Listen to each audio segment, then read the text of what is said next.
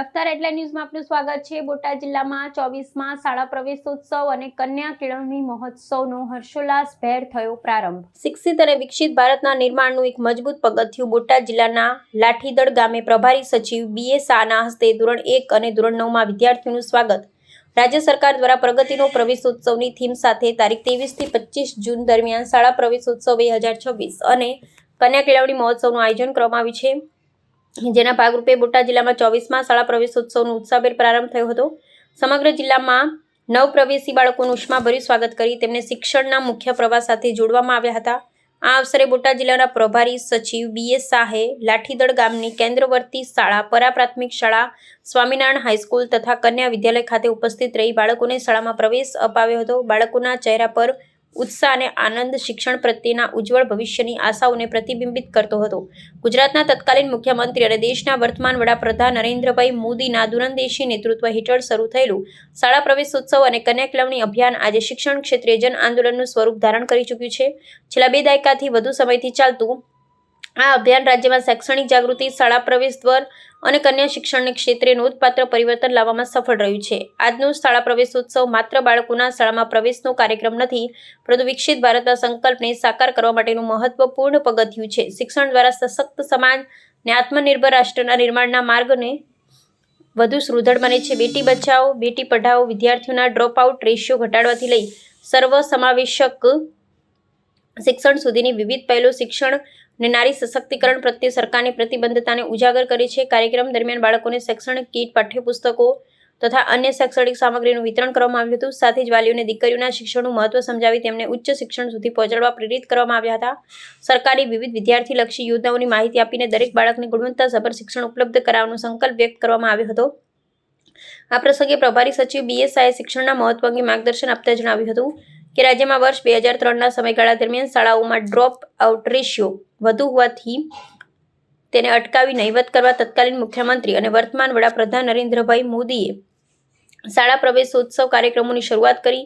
આ કાર્યક્રમોના માધ્યમથી બાળકોના ડ્રોપ આઉટ રેશિયો નહિવત સમાન થયો અને વાલીઓને જાગૃત કરવામાં આવ્યા છે, જેના પરિણામે સ્વરૂપે આજના શાળા પ્રવેશોત્સવમાં પ્રવેશ કરનારા બાળકોના ચહેરા પર આનંદ નિહાળે ઉપસ્થિત સૌ ધન્યતા અનુભવી રહ્યા છે।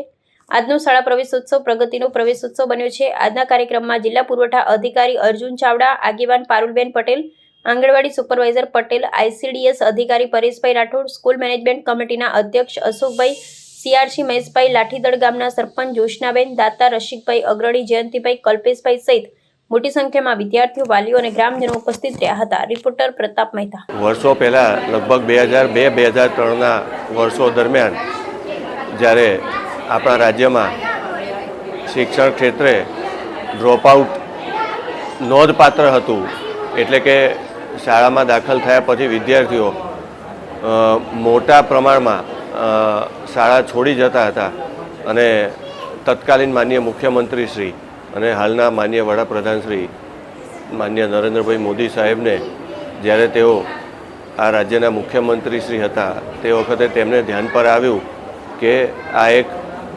મોટી શિક્ષણમાં જે ખામી કે જે કહેવાય કે શોર્ટકમિંગ જોવા મળે છે, તો તેઓના તરફથી એક નવો કોન્સેપ્ટ શાળા પ્રવેશોત્સવ કે જેના માધ્યમથી શાળાએ ભણતા બાળકોને